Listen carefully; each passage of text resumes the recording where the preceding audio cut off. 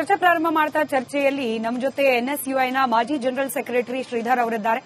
ಹಾಗೆ ಎಬಿವಿಪಿ ಸಂಚಾಲಕರಾದ ಕೋಟೆಪ್ಪ ಅವರಿದ್ದಾರೆ. ನಮಸ್ಕಾರ, ಇಬ್ಬರಿಗೂ ಕಾರ್ಯಕ್ರಮಕ್ಕೆ ಸ್ವಾಗತ.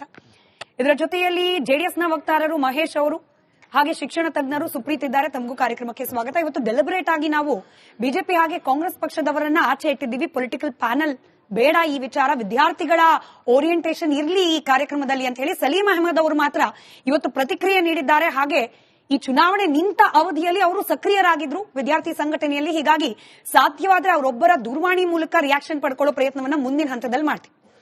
ಈಗ ರಾಹುಲ್ ಗಾಂಧಿ ಪತ್ರ ಬರೆದ್ರು, ಮುಖ್ಯಮಂತ್ರಿಗಳು ಅದಕ್ಕೆ ಒಪ್ಪಿಗೆ ಕೊಡೋಕೆ ಹೊರಟಿದ್ದಾರೆ. ಈ ಪೊಲಿಟಿಕಲ್ ಆಂಗಲ್ ನ ನಾನು ಮಹೇಶ್ ಅವ್ರ ಹತ್ರ ಕೇಳ್ತೀನಿ.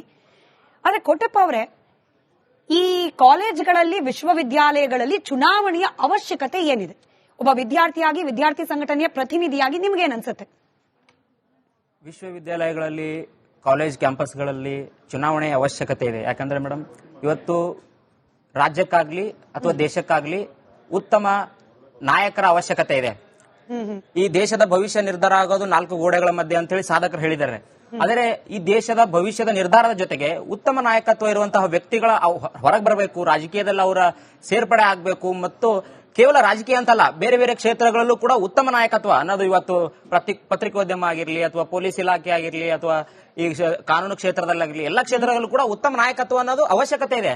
ಅದು ಯಾವಾಗ ನಮಗೆ ಬರುತ್ತೆ ಅಂದ್ರೆ ನಾವು ಕಾಲೇಜು ಹಂತದಲ್ಲಿದ್ದಾಗ ಅಥವಾ ಯೂನಿವರ್ಸಿಟಿಗಳಲ್ಲಿ ನಾವು ಓದನ್ನ ಮುಂದುವರಿಸುತ್ತಿರುವಂತಹ ಸಂದರ್ಭಗಳಲ್ಲಿ ಇಲ್ಲಿ ನಾವು ಯಾವುದೇ ಸಮಸ್ಯೆಗಳ ವಿರುದ್ಧ, ಅನ್ಯಾಯದ ವಿರುದ್ಧ, ಭ್ರಷ್ಟಾಚಾರದ ವಿರುದ್ಧ ಹೋರಾಡುವಂತ ಶಕ್ತಿ ಯಾವಾಗ ಬೆಳೆಸ್ಕೊಳ್ತೀವೋ ಆವಾಗ ಮಾತ್ರ ನಮಗೆ ನಾಯಕತ್ವ ಗುಣ ಬರುತ್ತೆ. ನಾಯಕತ್ವ ಗುಣ ಬಂದಾಗ ಮಾತ್ರ ನಾವು ರಾಜಕೀಯ ಕ್ಷೇತ್ರದಲ್ಲಿ ಅಥವಾ ಬೇರೆ ಕ್ಷೇತ್ರದಲ್ಲಿ ಎಲ್ಲೂ ಹೋದ್ರೂ ಕೂಡ ಅದು ಅವಶ್ಯಕತೆ ಬೀಳುತ್ತೆ ಅಂತ ನಂದು ಅಭಿಪ್ರಾಯ ಇದೆ ಮೇಡಮ್. ಬಟ್ ರಾಜಕಾರಣ ಅನ್ನೋದು ಚುನಾವಣೆ ಅನ್ನೋದಕ್ಕೆ ಪೂರಕವಾಗಿ ಬರುವಂತಹ ಪದ. ಹೌದು, ಚುನಾವಣೆ ನಡೀತು ಕಾಲೇಜಿನಲ್ಲಿ ಅಂದ್ರೆ ರಾಜಕಾರಣ ಅದು ಸ್ಟೂಡೆಂಟ್ಗಳ ಲೆವೆಲ್ ಅಲ್ಲೇ ಇರಬಹುದು. ಹೌದು, ಇಂಥ ರಾಜಕಾರಣಕ್ಕೆ ಒಂದು ವಿದ್ಯಾಕೇಂದ್ರದಲ್ಲಿ ಅವಶ್ಯಕತೆ ಇದೆಯಾ ನಿಜವಾಗ್ಲೂ? ಅಂದ್ರೆ ಅಖಿಲ ಭಾರತೀಯ ವಿದ್ಯಾರ್ಥಿ ಪರಿಷತ್ ಮೊದಲಿಂದ ಹೇಳ್ತಿದೆ ಮೇಡಮ್, ಕಾಲೇಜ್ ಕ್ಯಾಂಪಸ್ಗಳಲ್ಲಿ, ಯೂನಿವರ್ಸಿಟಿಗಳಲ್ಲಿ ಚುನಾವಣೆ ನಡೆಸುವ ಅವಶ್ಯಕತೆ. ಯಾಕಂದ್ರೆ ಪ್ರಜಾಪ್ರಭುತ್ವದ ಜೀವಾಳ ಅಂದ್ರೆ ಚುನಾವಣೆ. ನಾವು ದೇಶದಲ್ಲಿ ಚುನಾವಣೆ ನಡೀಬೇಕು, ವಿಶ್ವವಿದ್ಯಾಲಯಗಳಲ್ಲಿ ಚುನಾವಣೆ ನಡೆಯುವ ಅವಶ್ಯಕತೆ ಇಲ್ಲ, ಅಲ್ಲಿ ವಿದ್ಯಾಕೇಂದ್ರದಲ್ಲಿ ಅದರ ಅವಶ್ಯಕತೆ ಇಲ್ಲ ಅಂದ್ರೆ ಅದನ್ನ ನಾವು ಒಂದು ರೀತಿಯಾಗಿ ಪ್ರಜಾಪ್ರಭುತ್ವದ ಅರ್ಥ ಮಾಡ್ಕೊಳ್ಳಕ್ಕೆ ನಾವು ಹಿನ್ನಡೆ ಆಗ್ತೀವಿ. ಯಾಕಂದ್ರೆ ನೀವು ಇವತ್ತು ಕಾಲೇಜ್ಗಳಲ್ಲಿ ಅಥವಾ ಯೂನಿವರ್ಸಿಟಿಗಳಲ್ಲಿ ಹೋಗಿ ನೀವು ಮೈಕ್ ಹಿಡಿದು ಕೇಳಿ, ಅವರಿಗೆ ಬೈಟ್ ಕೇಳಿ ವಿದ್ಯಾರ್ಥಿಗಳಿಗೆ. ಇವತ್ತಿನ ಪ್ರಧಾನಿ ಯಾರು ಅಂದ್ರೆ ಪಟ್ ಅಂತ ಹೇಳ್ತಾರೆ, ಮುಖ್ಯಮಂತ್ರಿಗಳಂದ್ರೆ ಪಟ್ ಅಂತ ಹೇಳ್ತಾರೆ. ಆದ್ರೆ ನೀವು ರಾಷ್ಟ್ರಪತಿಗಳು ಯಾರು ಅಂತ ಕೇಳಿ, ರಾಜ್ಯಪಾಲರು ಯಾರು ಅಂತ ಕೇಳಿ. ಚುನಾವಣೆ ಅಂದ್ರೆ ಒಟ್ಟಾರೆ ಮೇಡಮ್ ನಮಗೆ ರಾಜಕೀಯ ವ್ಯವಸ್ಥೆ ಅರ್ಥ ಮಾಡ್ಕೊಳ್ಳೋ ಹಕ್ಕಿಲ್ವಾ? ಹಂಗಾದ್ರೆ ರಾಜಕೀಯ ವ್ಯವಸ್ಥೆ ನಡೆದ್ರೆ ಮಾತ್ರ ಇದನ್ನೆಲ್ಲ ಕಲಿಬೇಕು ಅಂತ ನಾವು. ಮತ್ತೆ ಈಗ ನಾಮಿನೇಷನ್ ಟು ರಿಸಲ್ಟ್ ಅಲ್ಲಿ ನಾವು ಏನೇನ್ ಪ್ರೊಸೀಜರ್ ನ ಫಾಲೋ ಮಾಡ್ತೀವೋ, ಈಗ ಸರ್ಕಾರದ ಒಂದು ದೇಶದ ವಿಚಾರದಲ್ಲಿ ನೋಡಿದಾಗ ಸೋಷಿಯಲ್ ಮೀಡಿಯಾಗಳಿದೆ, ಗೂಗಲ್ ಅಲ್ಲಿ ಮಾಹಿತಿ ಇದೆ. ಎನಿವೆ, ನನಗೆ ಪ್ರಾರಂಭಿಕ ಚರ್ಚೆ ಪ್ರಾರಂಭ ಮಾಡ್ತಾ ಚರ್ಚೆಯಲ್ಲಿ ನಮ್ಮ ಜೊತೆ ಎನ್ಎಸ್ಯುಐನ ಮಾಜಿ ಜನರಲ್ ಸೆಕ್ರೆಟರಿ ಶ್ರೀಧರ್ ಅವರಿದ್ದಾರೆ. ಹಾಗೆ ಎಬಿವಿಪಿ ಸಂಚಾಲಕರಾದ ಕೋಟೆಪ್ಪ ಅವರಿದ್ದಾರೆ. ನಮಸ್ಕಾರ, ಇಬ್ಬರಿಗೂ ಕಾರ್ಯಕ್ರಮಕ್ಕೆ ಸ್ವಾಗತ.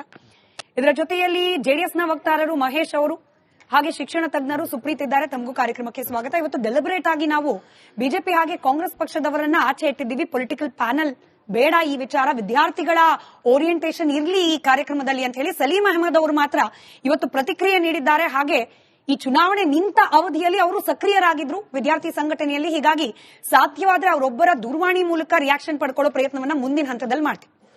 ಈಗ ರಾಹುಲ್ ಗಾಂಧಿ ಪತ್ರ ಬರೆದ್ರು, ಮುಖ್ಯಮಂತ್ರಿಗಳು ಅದಕ್ಕೆ ಒಪ್ಪಿಗೆ ಕೊಡೋಕೆ ಹೊರಟಿದ್ದಾರೆ. ಈ ಪೊಲಿಟಿಕಲ್ ಆಂಗಲ್ ನ ನಾನು ಮಹೇಶ್ ಅವ್ರ ಹತ್ರ ಕೇಳ್ತೀನಿ.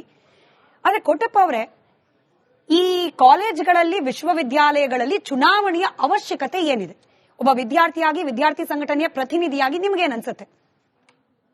ವಿಶ್ವವಿದ್ಯಾಲಯಗಳಲ್ಲಿ, ಕಾಲೇಜ್ ಕ್ಯಾಂಪಸ್ಗಳಲ್ಲಿ ಚುನಾವಣೆಯ ಅವಶ್ಯಕತೆ ಇದೆ. ಯಾಕಂದ್ರೆ ಮೇಡಮ್, ಇವತ್ತು ರಾಜ್ಯಕ್ಕಾಗ್ಲಿ ಅಥವಾ ದೇಶಕ್ಕಾಗ್ಲಿ ಉತ್ತಮ ನಾಯಕರ ಅವಶ್ಯಕತೆ ಇದೆ.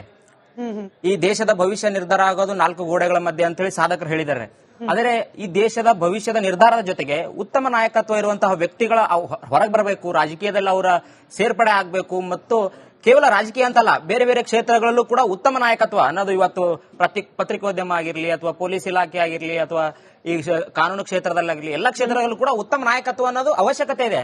ಅದು ಯಾವಾಗ ನಮಗೆ ಬರುತ್ತೆ ಅಂದ್ರೆ ನಾವು ಕಾಲೇಜು ಹಂತದಲ್ಲಿದ್ದಾಗ ಅಥವಾ ಯೂನಿವರ್ಸಿಟಿಗಳಲ್ಲಿ ನಾವು ಓದನ್ನ ಮುಂದುವರಿಸುತ್ತಿರುವಂತಹ ಸಂದರ್ಭಗಳಲ್ಲಿ ಇಲ್ಲಿ ನಾವು ಯಾವುದೇ ಸಮಸ್ಯೆಗಳ ವಿರುದ್ಧ, ಅನ್ಯಾಯದ ವಿರುದ್ಧ, ಭ್ರಷ್ಟಾಚಾರದ ವಿರುದ್ಧ ಹೋರಾಡುವಂತ ಶಕ್ತಿ ಯಾವಾಗ ಬೆಳೆಸ್ಕೊಳ್ತೀವೋ ಆವಾಗ ಮಾತ್ರ ನಮಗೆ ನಾಯಕತ್ವ ಗುಣ ಬರುತ್ತೆ. ನಾಯಕತ್ವ ಗುಣ ಬಂದಾಗ ಮಾತ್ರ ನಾವು ರಾಜಕೀಯ ಕ್ಷೇತ್ರದಲ್ಲಿ ಅಥವಾ ಬೇರೆ ಕ್ಷೇತ್ರದಲ್ಲಿ ಎಲ್ಲೂ ಹೋದ್ರೂ ಕೂಡ ಅದು ಅವಶ್ಯಕತೆ ಬೀಳುತ್ತೆ ಅಂತ ನಂದು ಅಭಿಪ್ರಾಯ ಇದೆ ಮೇಡಮ್.